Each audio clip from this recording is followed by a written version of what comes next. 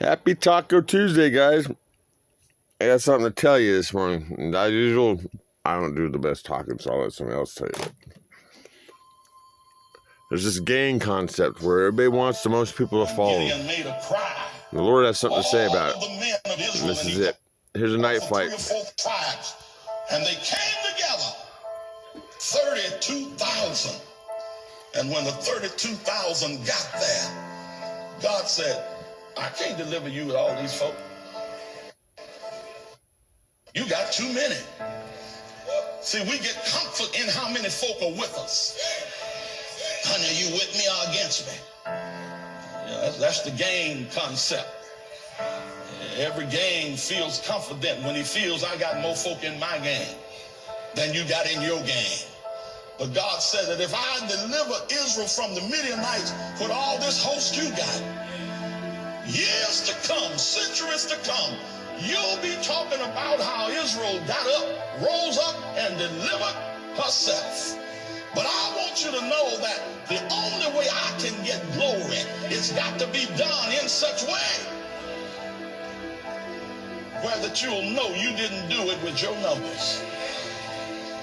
And God cut down the number from 32,000. First, he told all the cowards to go home. God said, I'm going to do it, and all I need is just a small handful. I want you to know that when God gets ready to do his thing in your life, you don't have to worry about who's not with you. Never seen so many folk whining and crying about who's turned on me, and who did this, and who did that, and who did the other. You just don't know. Sometimes God is trying to separate. Amen. He's trying to separate until he gets a sincere number. I've had church members say, how can we get the world to like us better? And the answer is, be worldly. That's the only way they're going to like you. Jesus said, the world hated me and it will hate you. That means if you're like Jesus, the world will hate you. Period. And if it doesn't, it's because you're not like him. You have two choices. You can either please God the Father or you can please the world. But you cannot please both because they're opposite ends of the pole and they do not mix. You will either offend God or offend the world. Make up your mind, you can't be both. You read the story of the healing of Jairus' daughter. And Jesus didn't even take everybody that he had with him in the house. He left 9 of his disciples outside. Didn't take nobody in but Peter, James, and John. And then he took Jairus and Jairus' wife and he himself and walked into the girl. Now I'm telling you guys, the community hates me. I get more thumbs down, but I'm not alone. And you're not either.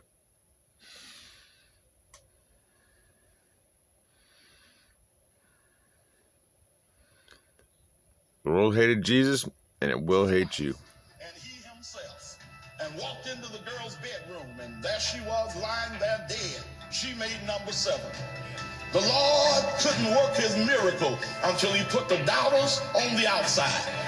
Sometimes what God want to do in your life, he would have done it a long time ago if he had disconnected you from some of the folk you hang with. Every time he got ready to bless you, you went and got your best friend. And sometimes your best friend is your worst enemy. Amen. And then a whole lot of times you can't pray by yourself. You got to have your prayer partner. And sometimes instead of P-R-A-Y-I-N-G for you, they're P-R-E-Y-I-N-G on you. You don't know, a lot of times God has to strip everything and everybody away from you. Amen. Doesn't mean that I don't love you, but I only had to do that to get you to that personal relationship. God said, I don't want it to be nobody between me and you. This is Nobody. the message from heaven for you today. When you've lost your business after years of toil and you have the tendency to say all things are against me, hear this: if God be for you, who can be against you? When you've lost your job and you've had an automobile wreck and your baby got sick just when you needed every dime and you're tempted to say all things are against me, remember that Jehovah Jireh sits upon his throne and everything's going to be all right. When your dreams slip through your fingers like hot sand and you say all things are against me, and your marriage has failed, and you go into your home for the last time, and you take the pictures of your children off of the wall, and you gather their toys and their clothes and put them in a sack and take them into mama's house, and you say, all things are against me. When you've married the love of your life and he dies, and she dies in the prime of life, and the sun of your life sinks at high noon, replaced by a darkness that's broken your heart, and you're tempted to look at God and say, all things are against me. I'm here with this message from heaven for you today. Whatever your problems, listen to me. You must remember what Jacob did not know. You must remember what Jacob did not know. Jacob did not know that his flesh and blood was sitting on a throne of gold with unlimited power, with unlimited wealth, and at that very moment was working for everything to come to his Jacob's advantage. Jesus Christ is your flesh and blood because he's God and man. He sits on the throne in heaven with all power. Everybody have a great day. And remember, I don't care how many thumbs up I get or how many thumbs down I get.